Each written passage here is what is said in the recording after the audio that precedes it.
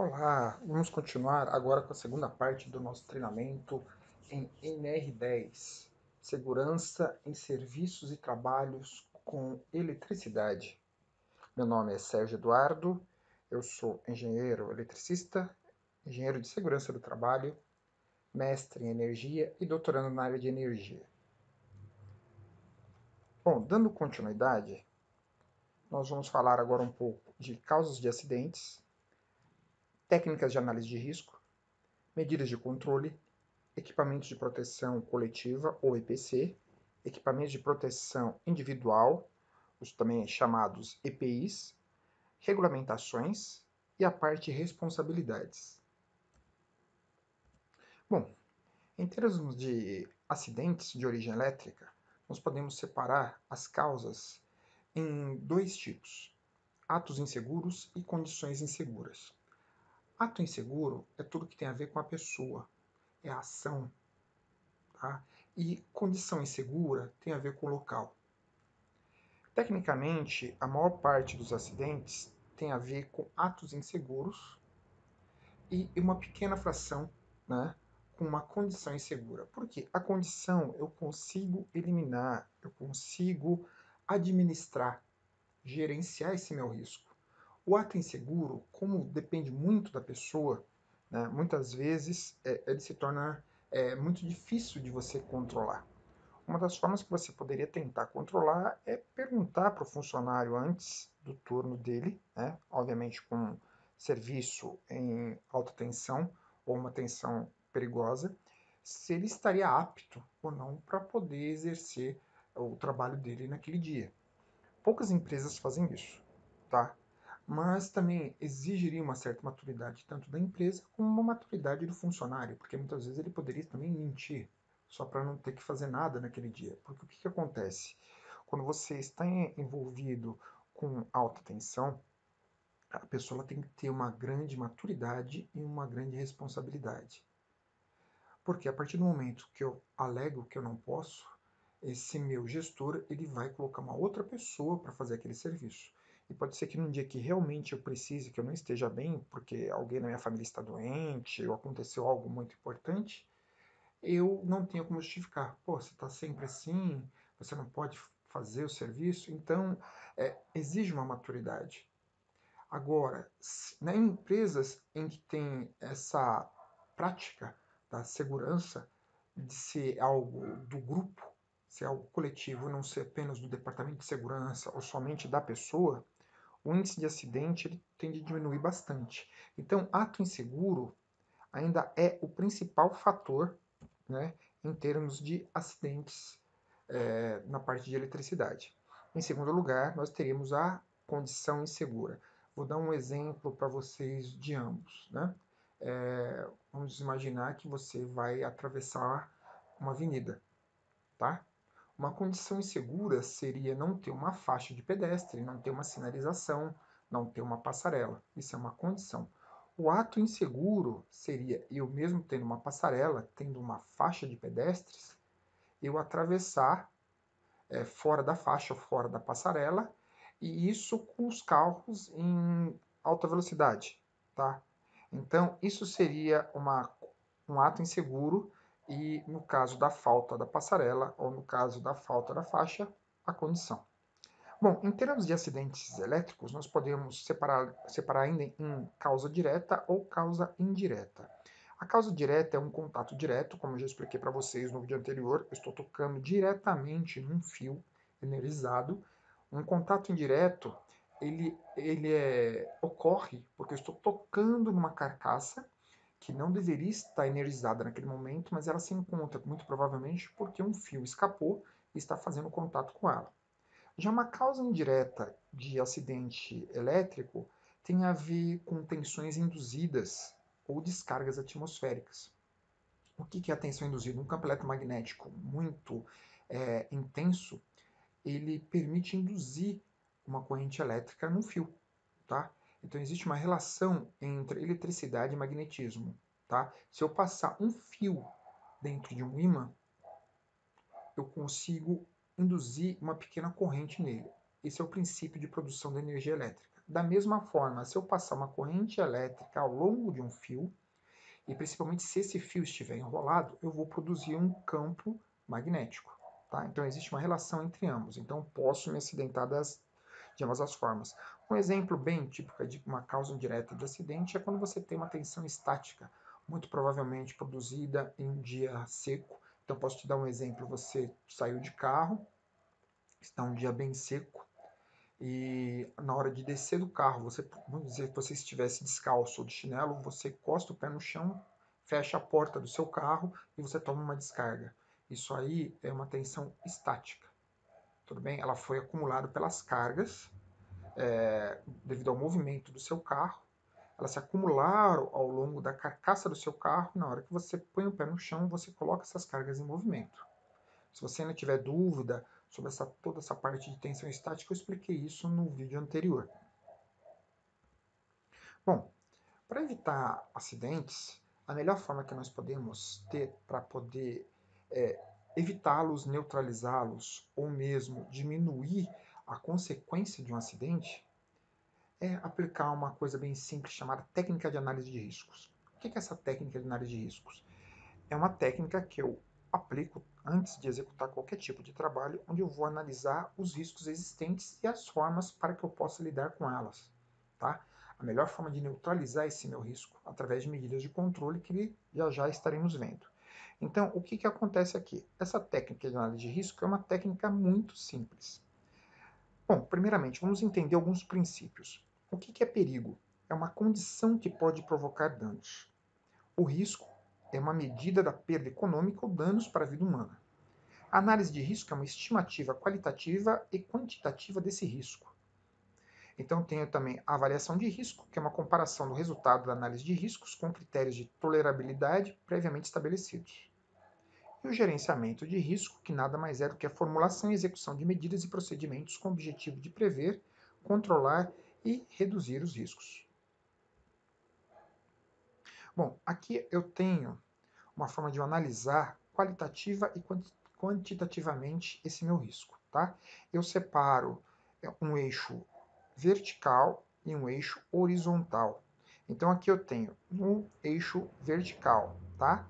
Uma frequência de ocorrência de acidentes. Então eu tenho remoto, baixo, médio e alta. Tudo bem? Alta ocorre muito, remota é muito improvável de ver ocorrer.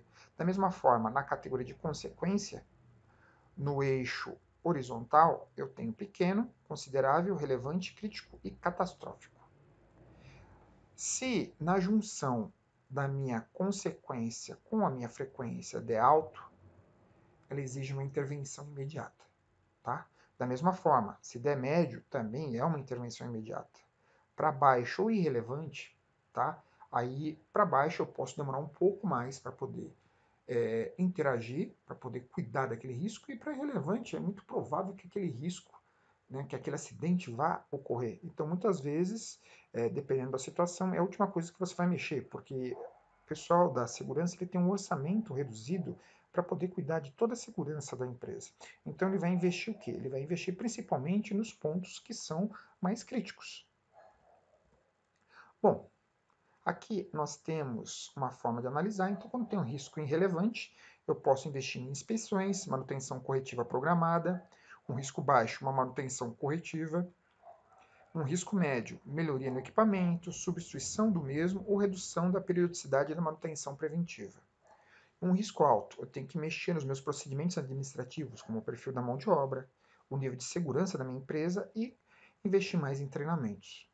Já tenho também procedimentos operacionais, procedimentos de manutenção e procedimentos para emergência, que devem já existir e estar aptos para serem aplicados caso venha ocorrer aquele acidente. Bom, aqui eu tenho uma análise preliminar de risco bem simples, tudo bem? Eu tenho uma tarefa aqui que é medir tensão com o uso do multímetro analógico na saída de disjuntor de baixa tensão. Baixa tensão, lembrando para vocês, é uma tensão abaixo de 1000 volts alternado. Então, mesmo assim, ela representa perigo. Eu posso estar mexendo com 480 trifásico. Tá? Então, o que acontece? Eu separo essa minha tarefa por etapas ou operações. Então, a primeira etapa é abrir o quadro, a segunda medir a tensão, a terceira fechar o quadro. Tá? Em abrir e fechar o quadro não tem risco nenhum, tá? Então é NC, não vou fazer nada. Já medir a tensão, eu tenho um risco de arco elétrico, além, obviamente, do risco de choque, tá? Tem como detectar um arco elétrico? Não, não tenho, tá? Infelizmente eu não tenho. Ele pode ou não ocorrer se eu fizer uma manobra, né, com carga no meu circuito. O efeito, sobretudo, é queimaduras, a frequência esperada ocorrer, a consequência é crítica, a classe do risco é alto. Então, o que eu posso fazer aqui? Conferir a posição das pontes de prova do instrumento, conferir a posição da chave seletora, utilizar apenas instrumentos em bom estado de conservação, utilizar luva, óculos de segurança e vestimento padrão. Vamos observar bem isso daqui. Então, olha só, eu tenho um risco de ocorrer um arco ao medir uma tensão. Tá? Primeiramente, o multímetro, normalmente ele possui 4 bornes. Tá? E se você não souber como atuar com esses 4 bornes, você pode colocar no borne errado e colocar para medir a tensão. O que pode ocorrer? Por exemplo, eu coloco no borne de corrente e vou medir tensão. No borne de corrente, eu obrigo a energia elétrica a circular por dentro do meu aparelho. Só que estou medindo tensão. A tensão ela não é medida em série, ela é medida em paralelo. Então, o que vai acontecer? Dependendo, se eu tiver um bom multímetro, não aqueles multímetros do Paraguai amarelinho ou cinza, um multímetro bom, um Fluke, tá? O que vai acontecer? Ele pode acabar contendo essa energia extra, porque ela vai passar pelo fusível, e dependendo se o fusível não for bom, ele vai abrir, tá? Somente se for aquele fusível de vidro, tá? O mais simplesinho. Então, esse fusível abrindo, tá? Ele vai abrir o meu circuito em carga. Abrindo em carga, ele vai abrir um arco no meu multímetro. Esse multímetro ele vai começar a se aquecer, e se eu puxar esse multímetro do local onde ele está sendo aferido, fazendo a medição, é muito provável que esse arco venha estourar em cima do meu peito. Tá? Eu já vi isso em apresentações, depois eu vou mostrar e nós vamos falar sobre essas consequências desses riscos, né, da forma como a gente atua, mas é muito bom prestar atenção. Então, o multímetro ele é muito perigoso. O multímetro ele é bom para quem? Para um eletrônico. Tá? Porque muitas vezes você vai acabar esquecendo. Eu mesmo já esqueci. Só que como eu mexo muito mais com eletrônica do que com elétrica, o que acontece? É muito difícil ocorrer dano no aparelho. É muito mais provável eu injetar uma tensão estática que está no meu corpo e prejudicar algum circuito do que aquele circuito me prejudicar. Tudo bem? Já para um eletricista, isso já não ocorre. Tá? Para um eletrotécnico, ele tem que tomar muito cuidado, porque as tensões são mais altas, as correntes são mais altas. Então é muito provável que ele venha se acidentar, exatamente por falta de observação. No caso, qual seria o instrumento indicado para um eletricista? É o alicate amperímetro. Por quê? Ele tem só 3 bornes, menos escalas. Para medir a corrente, você tem uma garra que você vai abraçar o fio e ele vai medir a corrente através da deflexão do campo eletromagnético.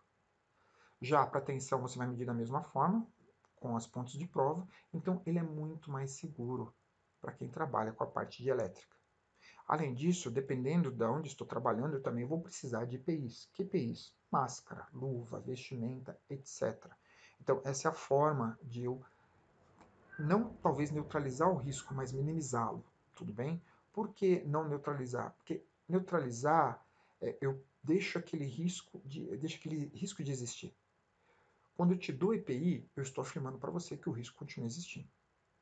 Agora, eu tenho que observar uma coisa. Para eu preencher uma análise de risco, voltando nessa parte do nosso tema, eu tenho que ter pleno domínio do serviço que eu estou executando, além de que eu tenho que saber muito bem como preencher uma análise de risco. Muitas vezes, dependendo do seu vocabulário, você tem que tomar muito cuidado ao preencher uma análise de risco. Por quê? Por exemplo, se eu fosse fazer uma tarefa bem simples, como a substituição da resistência elétrica de um chuveiro, de um vestiário de uma empresa, quantos passos ou etapas você acha que você precisaria para executar um serviço desse? Eu já te digo, não é 2, não é 3, não é 5, não é 10.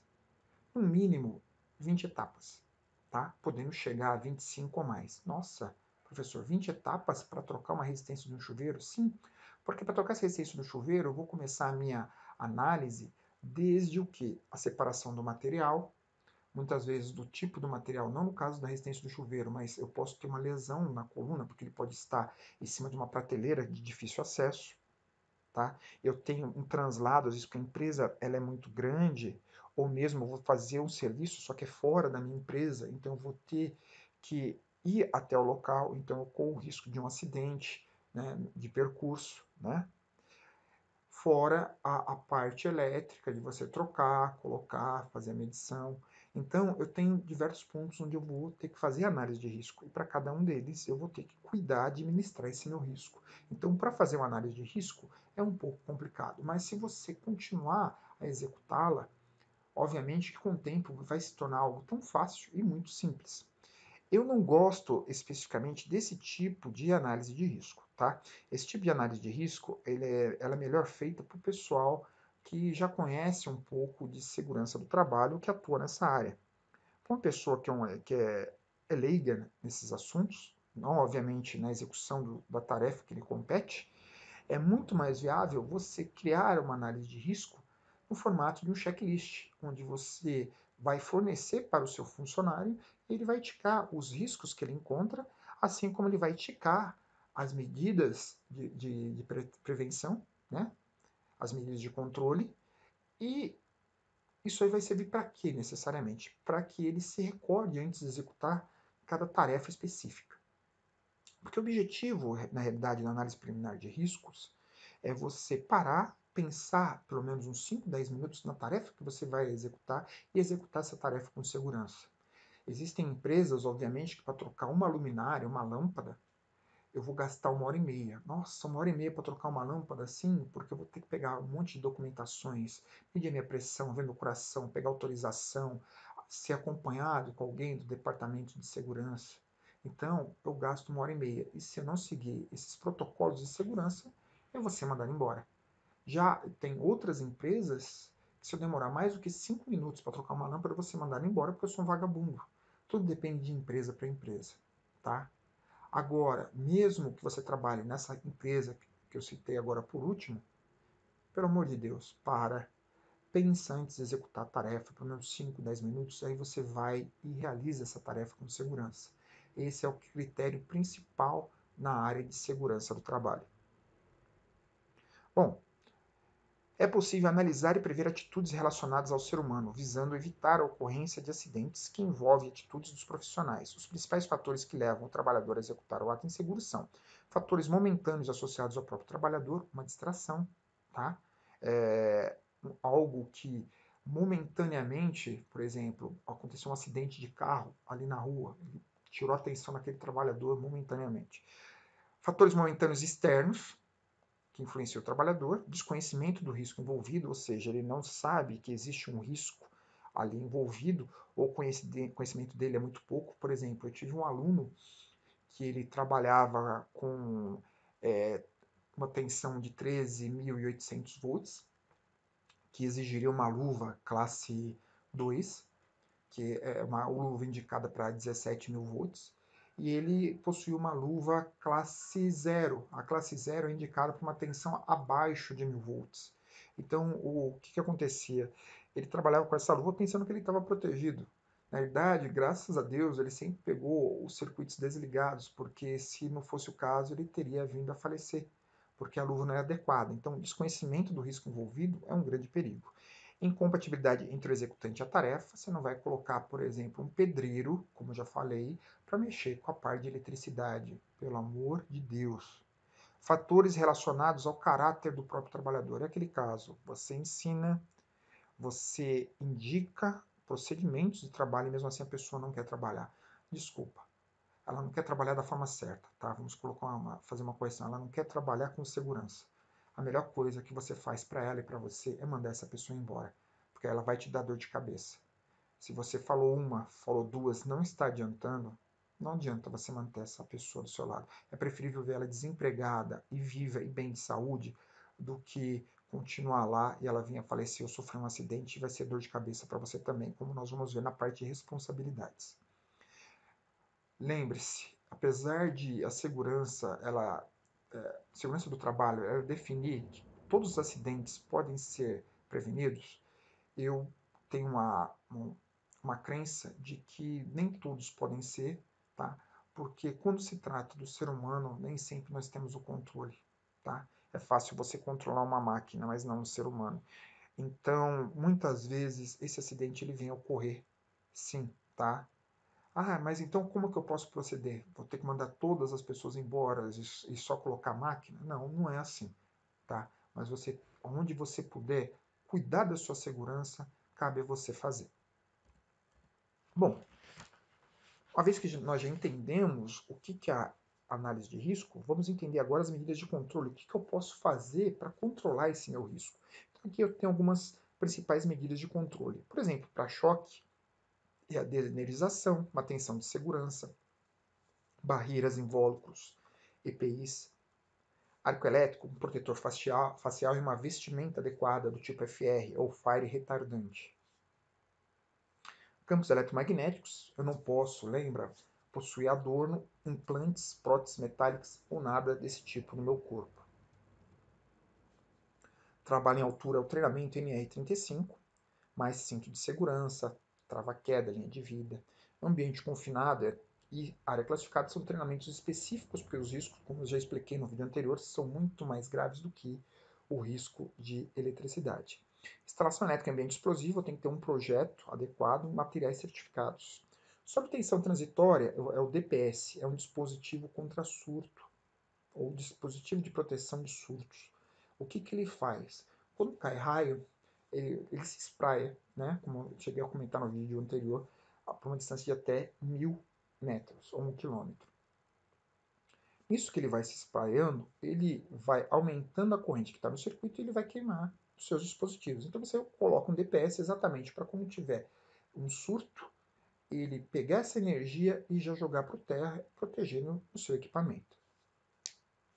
Descarga atmosférica, o SPDA, o Sistema de Proteção de Descarga Atmosférica, que é constituído pelo para-raio, tá? E toda a parte do aterramento. Eletricidade estática, eliminação a partir dos ionizadores, mantas dissipadoras, aterramentos, né? Umidade, desumidificação, flora e fauna, remoção ou impedimento de circulação das pessoas naquele ambiente.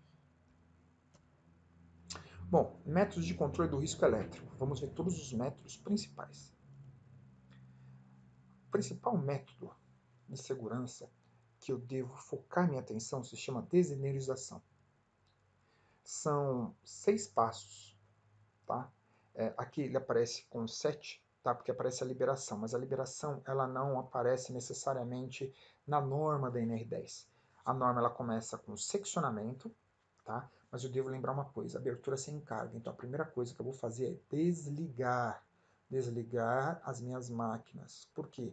Se eu seccionar quer dizer abrir o circuito com as máquinas funcionando, vai abrir um arco e ele vai estourar muitas vezes em cima de mim. Então a primeira coisa, desligo, secciono, bloqueio o meu circuito, como tiro o fusível, tiro o disjuntor, coloco um cadeado, uma trava, para que ninguém rearme, tudo bem? O próximo passo é medir, tá? Por que medir? Porque muitas vezes o circuito ainda se encontra energizado, seja porque fizeram uma gambiarra, seja porque existe um outro circuito de maior tensão induzindo naquele, seja porque alguém está roubando energia de um outro ponto e está injetando no circuito para alimentar algum dispositivo que ele precise. São vários os motivos. Então eu vou medir, eu não vou acreditar porque alguém me falou que está desligado, eu vou ir nessa. Feito isso, eu vou fazer o aterramento temporário, tá?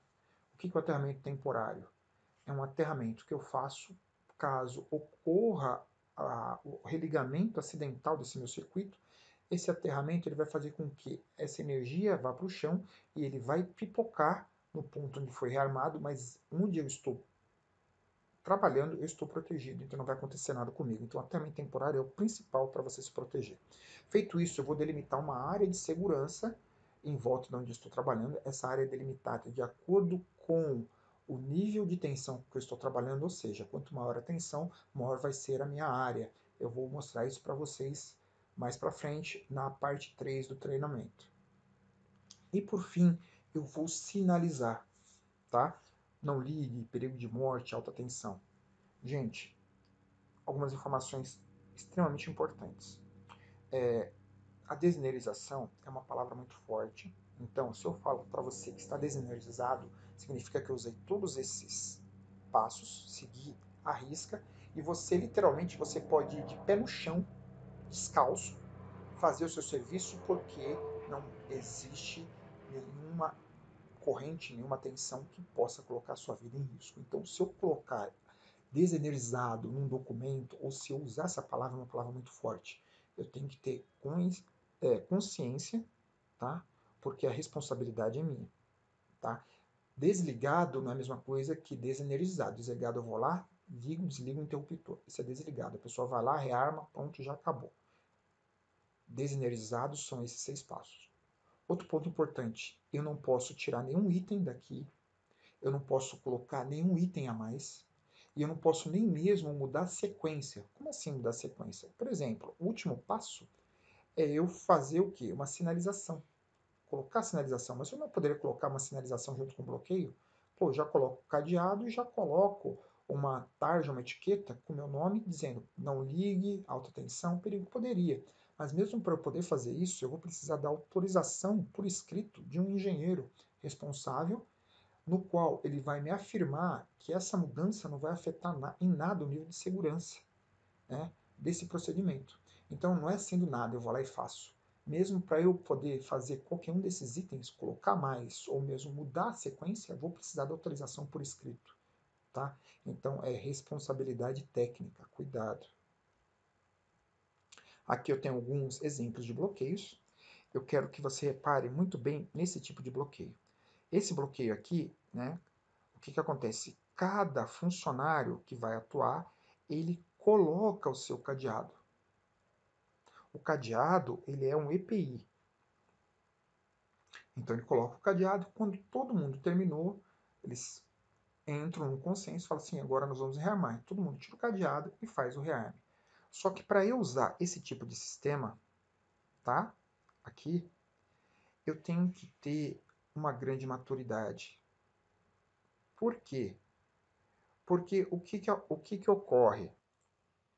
Ocorre que nessa situação, muitas vezes, se a empresa não tiver maturidade, ou o próprio funcionário, muitas vezes o cara coloca o cadeado, termina o turno dele, ele vai embora e deixa o cadeado lá. Eu não posso simplesmente chegar aqui e cortar esse cadeado, serrar ele.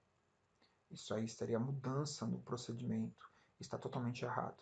Então, por exemplo, terminou meu turno, eu vou embora, só que antes de eu ir embora, eu falo com o meu colega do próximo turno para que possamos ir até o local onde foi feito esse bloqueio e eu possa retirar o meu cadeado e ele coloque o dele a seguir. Tá? É assim que funciona. Então exige uma certa maturidade. Aqui tem alguns exemplos de sinalização. E repara bem aqui, o procedimento de desenergização, tá? Agora de maneira inversa, eu vou reenergizar o meu circuito. Poderia falar, ó, é só mudar a sequência anterior. Não, não é bem só mudar a sequência anterior. Então ele coloca aqui, ó, no item 5.2 da norma. O estado de instalação desenergizada deve ser mantido até autorização para reenergização, devendo ser reenergizada respeitando a sequência de procedimentos abaixo. Retirada das ferramentas, utensílios e equipamentos. Por quê? Muitas vezes a pessoa ou o técnico, na hora de fazer a reenergização, ele não verifica suas ferramentas e a ferramenta é esquecida no local. Muitas vezes, na hora de reenergizar, vai dar um curto e vai abrir um arco e vai pipocar e vai estragar todo o circuito. Tá? Ele pode pegar fogo, ele vai danificar ainda mais. Então é muito comum isso ocorrer por falta de atenção. Então eu vou fazer o quê? Vou ter um checklist com a minha quantidade de ferramentas, com os utensílios, eu vou verificar antes de rearmar, aí eu vou lá e rearmo. Outro critério também, porque isso é importante, que muitas vezes, tá? Grande parte dos acidentes ocorre por causa de uma distração. Então a pessoa ela esqueceu de pegar alguma ferramenta, né? Ou de pegar um número de equipamento, tal, e ela fala assim, pô, vou ter que desenergizar tudo de novo? Ah, não, eu vou fazer, vou lá é rapidinho, eu tenho tantos segundos, né? que dá entre um procedimento e outro. Então, por exemplo, eu tenho que pegar uma ferramenta, como já me contaram um caso, o rapaz foi pegar uma ferramenta que ele havia esquecido dentro de uma prensa. Ele não quis desligar a prensa novamente, ele viu que a prensa demorava aproximadamente uns 40 segundos para subir e cair novamente e bater. Ele falou, 40 segundos dá tempo de eu entrar, pegar a ferramenta e sair, não preciso desligar a máquina. Nisso que ele entrou, ele esqueceu que havia uma cortina com sensores, ele entrou, a máquina detectou que havia material, né, passando. Na hora que ele entrou, mesmo sem a prensa subir totalmente, ela já desceu e matou a pessoa por esmagamento. Então, eu não posso confiar nisso, eu não posso usar o bendito rapidinho, pelo amor de Deus, tá? Então, retirei as ferramentas, vou retirar a seguir os trabalhadores não envolvidos no processo de reenergização, só vai ficar os trabalhadores envolvidos.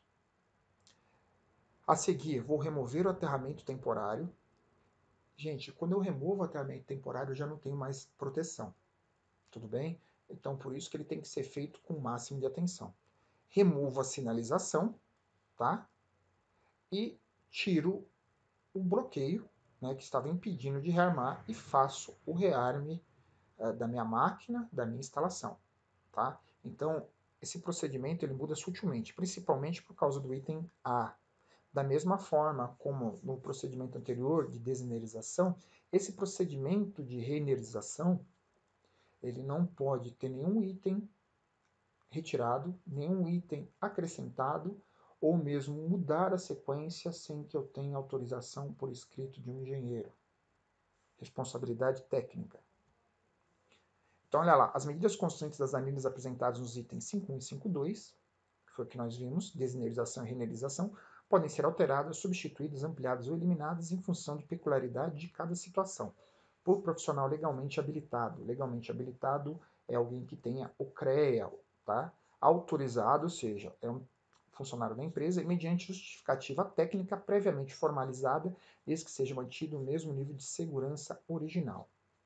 Os serviços a serem executados em instalações elétricas desligadas, mas com possibilidade de energização por qualquer meio ou razão, deve atender o que estabelece o disposto no item 10.6, instalação elétrica energizada. O que isso quer dizer? Se eu não posso desenergizar minha instalação, tá? E eu vou ter que utilizar, né, para que esse meu trabalho seja executado outras formas de segurança. Mas se eu não puder executar essas outras maneiras, outros métodos de segurança, então eu vou trabalhar nessa instalação como se ela estivesse ligada a todo momento. Mas ela está desligada, não interessa, você vai utilizar todos os itens e meios de segurança que você possua, porque você não pode confiar. Bom, aterramento. Nós temos dois tipos de aterramento, o aterramento funcional e o aterramento de proteção. O aterramento funcional é o aterramento que você possui na sua tomada. Ele é para utilização dos equipamentos.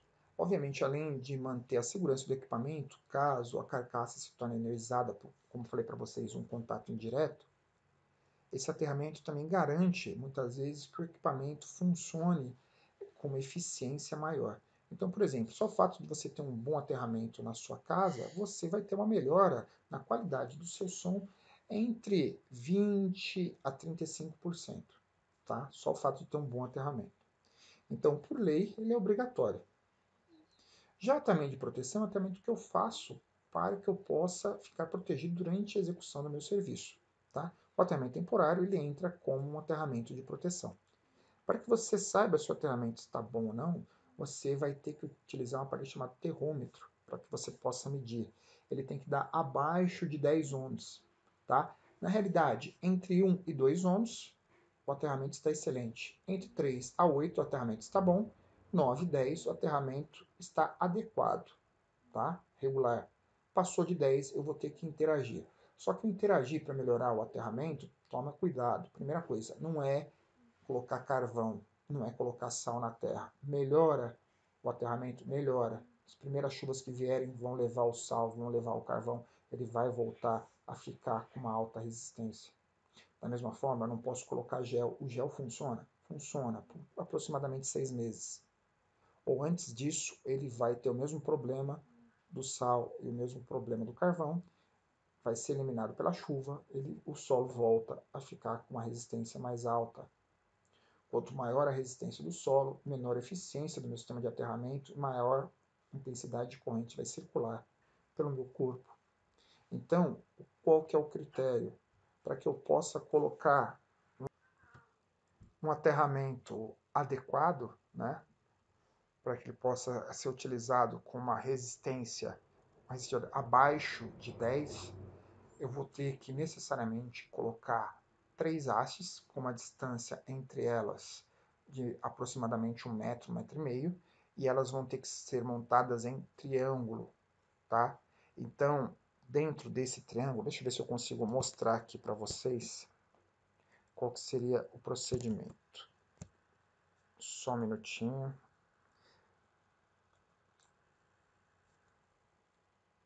Aqui a gente tem uma outra situação, mas, bom, imagina esse desenho aqui, tudo bem? Esse aqui é o desenho do motor, que é o motor em triângulo, mas você vai montar as barras da mesma forma, tá? Espaçadas entre si, e você vai puxar do meio entre duas hastes e você vai fazer o seu aterramento. Essa é a melhor forma que você tem para poder reduzir a resistência do solo. Ah, professor, mas eu não posso colocar uma haste mais profunda? Não, não funciona. Porque você tem vários tipos de solo. Se você colocar uma haste mais profunda, tá? Puxa mais porque a haste ela tem um tamanho específico, mas você pode pegar 2 ou 3 tipos de solo diferentes, em vez de funcionar para reduzir o valor da resistência, ela vai aumentar e, consequentemente, vai piorar a sua situação. Também lembro para vocês que o aterramento ele é constituído por uma barra que o pessoal fala assim que é uma barra de cobre. Na realidade é uma barra de latão que possui uma fina camada de cobre que você vai colocar no chão. O chão, o solo, ele tem um pH. Então essa barra ela vai ser consumida ao longo do tempo. Então também tem que fornecer meios para que eu possa visualizar se essa barra está adequada ou não ao longo do tempo, porque ela vai perder a sua capacidade, ela vai sendo corroída e vai chegar uma hora que esse meu aterramento também vai perder a capacidade de proteção. Então tem que tomar muito cuidado quanto a isso, tudo bem? Essa forma que eu falei para vocês das três hastes é para um aterramento funcional. No aterramento temporário, eu já tenho que contabilizar isso no meu projeto, onde que vai ser feito esse aterramento. Por isso que eu falei, para você que faz projeto, não interessa o que é que seja de uma instalação elétrica, seja de uma instalação qualquer, ou mesmo de um simples equipamento elétrico-eletrônico, você já tem que contabilizar isso no projeto. Por isso você tem que ter essas noções de segurança do curso de NR10 para que no seu projeto você possa contabilizar onde vai ser feito esse aterramento temporário da pessoa que está utilizando o seu projeto. Então, o que acontece? Né? No aterramento temporário, já tem que ter esse local para fazer esse aterramento, ou a outra alternativa seria andar com um banco de capacitor, mas ninguém anda com um banco de capacitor do lado, tudo bem? Então, muitas vezes se torna inviável fazer o aterramento temporário para a execução do meu serviço. Uma vez que eu não posso fazer o aterramento temporário, meu circuito nunca vai estar desenergizado e eu vou ter que recorrer a outros meios para que eu possa garantir a segurança das pessoas envolvidas no trabalho de manutenção. Bom, aqui mostra uma malha de aterramento. O que é essa malha de aterramento? Quando eu estou construindo a minha instalação, eu posso puxar uma malha de aterramento, ou seja, seriam várias hastes no formato de malha, e eu conecto todos os equipamentos e etc. nessa mesma malha. Observa uma informação muito importante. Eu não posso ter 2 ou mais aterramentos funcionando e cada máquina é ligada num aterramento específico. Por quê? Porque a partir do momento que eu tenho mais de um aterramento, ou seja, eu tenho diversos dispositivos conectados a aterramentos diferentes, eu posso ter uma diferença de potencial entre eles. E se eles estiverem próximos, eu colocar a mão entre ambos, eu vou ser o condutor entre eles e eu vou ser eletrocutado. Isso também é uma prática muito comum, uma prática errada, então toma muito cuidado. Obviamente que a malha de aterramento só serve para uma instalação nova, não tem como você fazer isso numa instalação antiga. Aqui nós temos a equipotencialização, ou seja, eu uso um aterramento só para equalizar, né, as minhas 3 fases. Obviamente que elas estão desligadas, porque se eu fizesse isso com elas ligadas, teria explodido. Tá? Isso aqui é só para proteção do meu operador que está no final da linha fazendo uma manutenção elétrica. A equalização, tá? Ela também pode ser explicada da seguinte forma: por que você toma um choque? Você toma um choque necessariamente porque você possui menos energia do que o ponto onde você está tocando. Ou seja, na natureza, aquele que tem mais sempre cede para aquele que tem menos, tá? Então, por exemplo, se eu estiver numa sala que ela está muito quente, ao abrir a porta para um ambiente mais frio, o que vai acontecer? Vai acontecer que esse calor vai fluir para esse ambiente mais frio e vai ter uma troca térmica, até chegar no equilíbrio entre ambas as salas. A mesma coisa acontece com a equipotencialização ou equalização. Tá? Eu só tomo um choque, por exemplo, uma tomada de 110 volts, porque eu não gero 110 volts. Se eu gerasse 110 volts, eu não tomaria o choque necessariamente. Tá?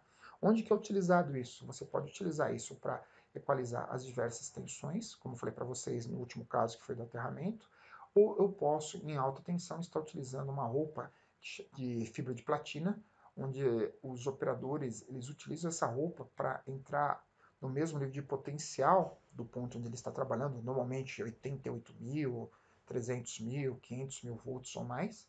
Então essa energia ela circula em volta do corpo do operador, né, um exemplo de uma gaiola de Faraday, e ele fica protegido dentro dessa roupa e ele pode executar o trabalho, porque a partir daquele momento ambos têm o mesmo nível de tensão e ele não está em contato com o chão.